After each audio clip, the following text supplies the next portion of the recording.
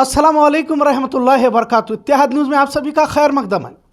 जैसा हमने पिछली मर्तबा कहा था, आपको हर रोज़ एक कहानी गढ़ी जा रही है। अब यह बात खुलकर कहने में कोई गुरेज ना होगा कि बिला डर खौफ की अदालतें या इंतज़ामिया भी संविधान के विरोध में, एक समाज के विरोध में, हुकूमतों के दबाव के तहत कामों को अंजाम दे रहे हैं। क्या आपको ये पता नहीं कि दिल्ली फसाद के चलते वीएचपी बजरंग दल का नाम हलफनामे दर्ज किया गया था या एफआईआर में दोनों फिरका परस्त तंजीमों का नाम दाखिल किया गया था, लेकिन वीएचपी बजरंग दल के नामों को निकाला जाए वरना पुलिस थानों पर ही कार्रवाई की धमकी इन्होंने दी और बजरंग दल वीएचपी के नाम हलफनामे से निकाल दिए गए। वाज़ह रहे, रामनवमी का जुलूस निकाला था, इसकी किसी तरह इजाज़त नहीं ली गई थी, लेकिन दिल्ली पुलिस का रवैया या फिर हुकूमतों का दखल देखिए कि किस कदर अब इंतज़ामिया यानी पुलिस और अदलिया कोर्ट में भी देखा जा रहा है। मजीद जुल्म तो यह है कि पिटिशनर कुर्बान अली को ही अदालत का वक्त ज़ाया करने के बराबर कहा गया। अब तो सुप्रीम कोर्ट ने इस पर अपनी राय जाहिर करते हुए फटकार लगाई है कि नफरती बयानबाजी और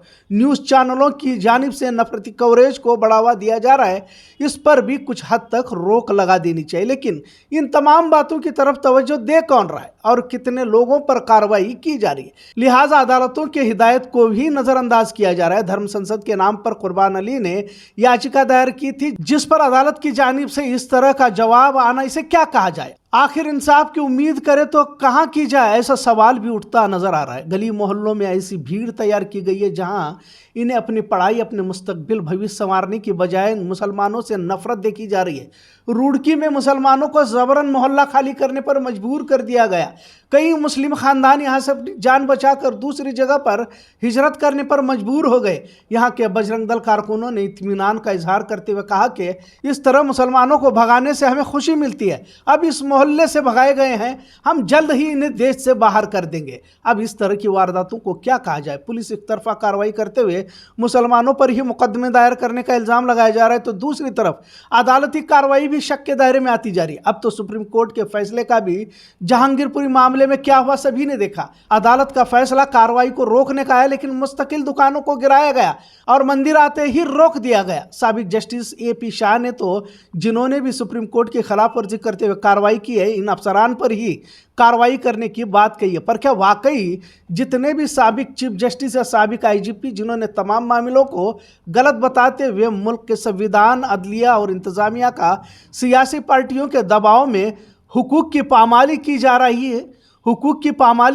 है, कार्रवाई की मांग तो कर रहे हैं, लेकिन अब वक्त काफी निकल चुका है। अब कोई किसी की सुनने के लिए तैयार नहीं। अब तो फौज में भी फिरका परस्त सोच का दाखिल होने की इत्तला हासिल हुई। अगर इस तरह फसाद, खूनरेज़ी, अदलिया, इंतजामिया भी एक समाज के खिलाफ और संविधान की मुखालिफत में हिंदू राष्ट्र के एजेंडे को आगे धकेलने लगे तो भारत किस रफ्तार से पिछड़ता जाएगा, इसका अंदाजा लगाना काफी मुश्किल हो जाता है।